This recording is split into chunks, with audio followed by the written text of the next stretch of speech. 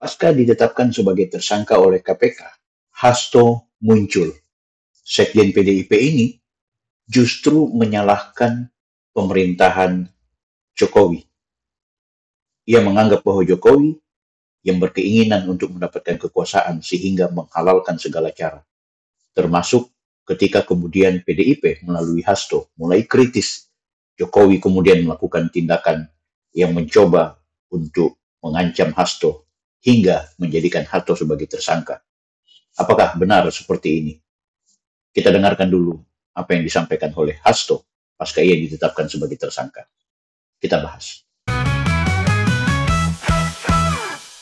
Terima kasih seluruh masyarakat Indonesia yang saya cintai dan banggakan.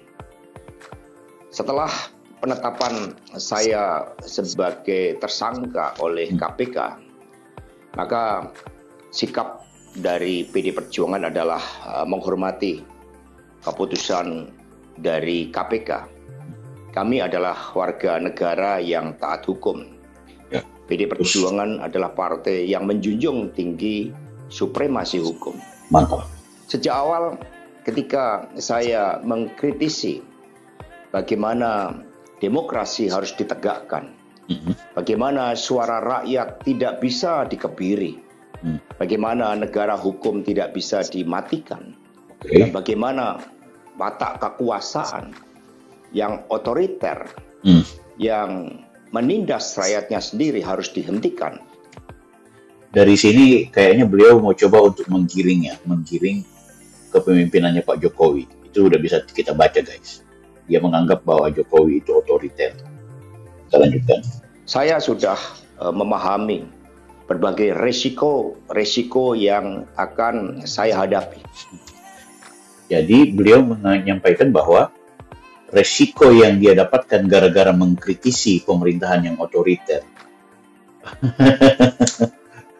Jadi kritisisme yang dibangun oleh Pak Hasto bersama PDIP kemudian menjadikan Pak Hasto itu menjadi incaran.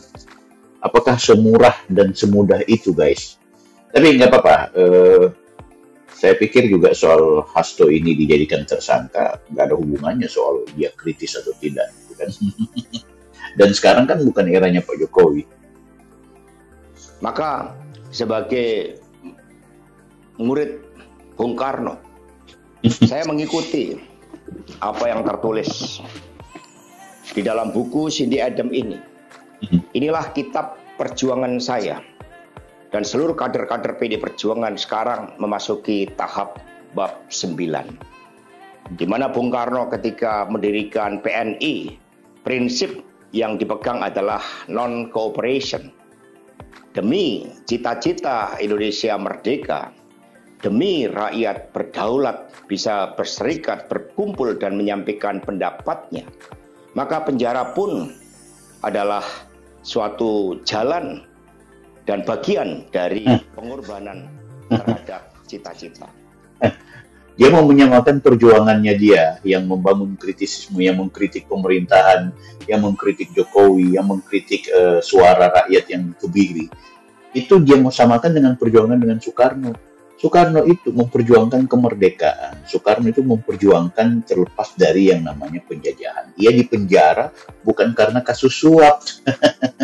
Kalau kemudian gara-gara dia kritis kemudian ditangkap atau dijadikan tersangka, is okay. Bukan cuma teman-teman PDI, orang-orang seperti kita pun akan melawan.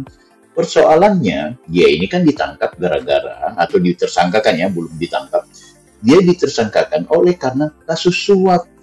Dia yang memainkan peran untuk bagaimana Harun Masiku menyuap anggota KPU RI, Wahyu Setiawan. Dia yang kemudian memerintahkan Harun Masiku dan juga beberapa saksi untuk membuang handphone, menyemplung ke dalam air. Dia yang memerintahkan Harun Masiku untuk pergi.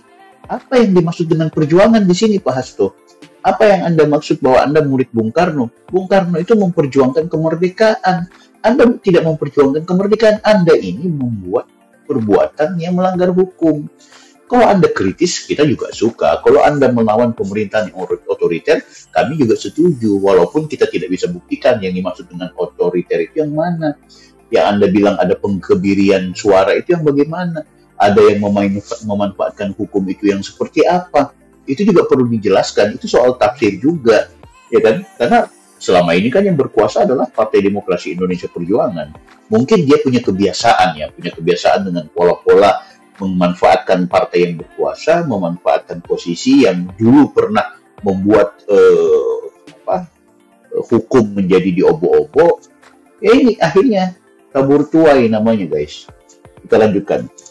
Itulah nilai-nilai yang diperjuangkan oleh seluruh kader PD Perjuangan.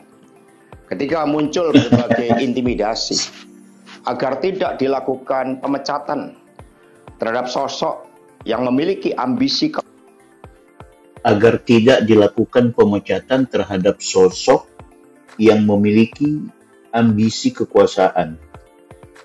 Siapa ya yang melarang untuk tidak memecat Pak Jokowi? Ini biar anak SD tahu lah yang dimaksud di sini adalah Pak Jokowi gitu, guys. Ya. Oke. Kekuasaan sehingga konstitusi pun sepertinya mau dilanggar dengan perpanjangan masa jabatan. Udah jelas ya Pak Jokowi ya. Kenapa ya kok menyalahkan Pak Jokowi gitu? Padahal sudah jelas yang namanya ambisi untuk agenda memperpanjang kekuasaan itu bukan keluar dari mulutnya Pak Jokowi.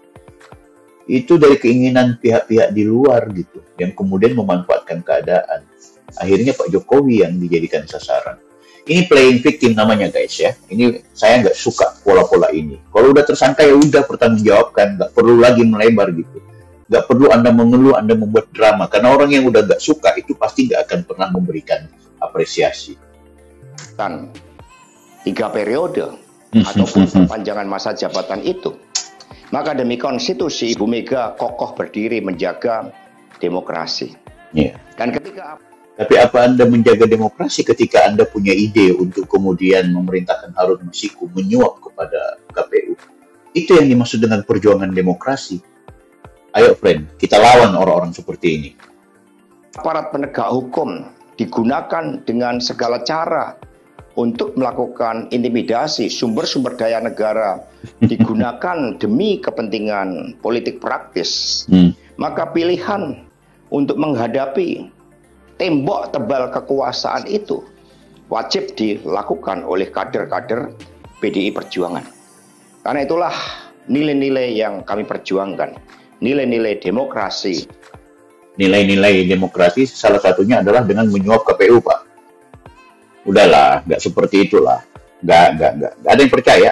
Nilai-nilai kedaulatan rakyat dan bagaimana membangun supremasi hukum, hukum yang berkeadilan dengan suap. Begitu, kami tidak akan pernah menyerah. Baik mau digunakan suatu proses intimidasi secara formal maupun dengan cara-cara di luar formal sekalipun. Dan kami juga atas nama rakyat akan mendukung KPK, penegak hukum, untuk kemudian membongkar banyak kasus, tidak hanya kasus suap di Harun Masiku. Kami yakin banyak data-data yang kemudian masih tersimpan, yang tinggal membutuhkan pembuktian secara formil dan secara hukum, guys. Kita tinggal menunggu saja bagaimana kemudian ke depan ini KPK lebih tajam dan lebih bertaji, tidak akan kalah. Kalau atas nama PDIP Perjuangan, Pak Hasto akan melakukan perlawanan terhadap upaya ini, maka atas nama rakyat, atas nama warga bangsa, ayo kita akan bersatu padu melawan cara-cara gerakan politik yang tidak bermoral seperti yang dilakukan oleh Pak Sekjen PDIP ini. Kami sudah menyiapkan risiko-risiko terburuk, karena sebagaimana dilakukan oleh Bung Karno, masuk penjara adalah bagian dari pengorbanan cita-cita. Masuk penjara seperti Pak Soekarno itu cita-cita kebanggaan. Tapi kalau masuk penjara gara-gara kasus suap, gara-gara merusak demokrasi, apa yang menjadi nilai di situ, Pak? Untuk itu jangan pernah takut menyuarakan kebenaran. Kita jaga Partai Demokrasi Indonesia Perjuangan. Kami juga tidak akan takut menyuarakan kebenaran. Kita jaga KPK, kita jaga demokrasi, kita jaga supremasi hukum, kita jaga negeri ini dari residu-residu, sampah-sampah atas nama elit politik yang kemudian mengganggu citra demokrasi yang ada di Indonesia ini, guys. Tetap kita lawan. Kita jaga marwah dari Ketua Umum PD Perjuangan dari berbagai upaya-upaya yang ingin merongrong marwah dan kewibawaan partai hanya karena ambisi. KPK nangkap Hasto sebagai pelaku kriminal, nggak ada hubungannya dengan Partai Demokrasi Indonesia Perjuangan. Ketua umum kalau nggak bersalah, buat apa mau diulik-ulik gitu? Buat apa mau bahas soal Ibu Megawati? Atau jangan-jangan kingmaker-nya, otak dari semua ini adalah ketua umum.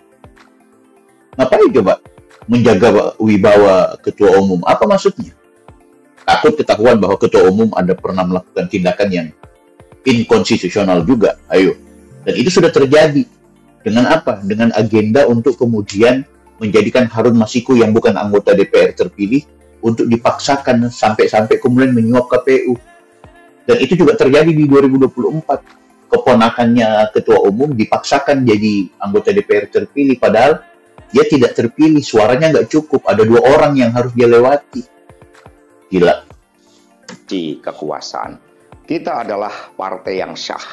Karena itulah, sebagaimana kata para kader PNI ketika menghadapi hukuman gantung di Ciamis hanya gara-gara memekikkan salam merdeka, merdeka, merdeka pada masa Belanda, maka mereka menuju tiang gantungan dengan mulut tersenyum dan kepala tegak.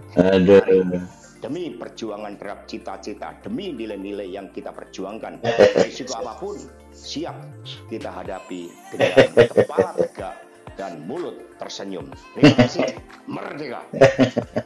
Merdeka. Guys, silakan Anda menilai sendiri drama politik dan playing victim yang dilakukan oleh Pak Hasto, Sekjen PDIP ini. Bagi saya ini harus kita lawan. Tidak boleh dibiarkan cara-cara berpolitik tidak bermoral seperti ini, guys. Silakan kalau Anda nggak setuju, tulis di kolom komentar. Jangan lupa like, comment, dan subscribe. Saya Bang Bill, Offside.